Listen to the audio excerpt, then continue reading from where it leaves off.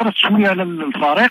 اما بالنسبه لي في الدوزيام ميطو زعما ساتيسفي اللعابه قلبوا لا، وراك لاحظتي كما لاحظتي بان الفريق كله ديال الوجده راجع للوراء، من حقهم يدافعوا على النقطه، وعرفوا بانه قدام خصم شويه اللي غادي يسجل عليهم، رجعوا وحافظوا النتيجه. ولكن حتى شويه الحظ ما عاوناش، راك شتي واحد الوقت كتكون غادي داخله كنصعبوها داخله اما كضرب في واحد اما الحارس، والحارس كان في المستوى ديال الوجده، يعني هو اللي عاون الفريق هذه المقابله هذا. وما كل ما كانش حارس تقريبا كانوا غادي واحد جوج اصابات ولا ثلاثه ساهلين زعما، ولكن برافو الحارس.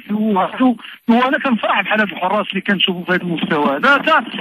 تا الناخب الوطني خصو يديه اهتمام شويه ديال الفرق ديال القسم الوطني الثاني. فيها لعابه انا ملي شفت هذاك المستوى ديال زعما هذوك لي سيليكسيون لي لوكو ولا الاخرين، بان لي بان كاين شي لعابه في الدوزيام ديفيزيون احسن من هذوك. خاص شويه الانتباه لهاد الدوزيام ديفيزيون، عطاو اهتمام، راه كاينين لعابه في المستوى.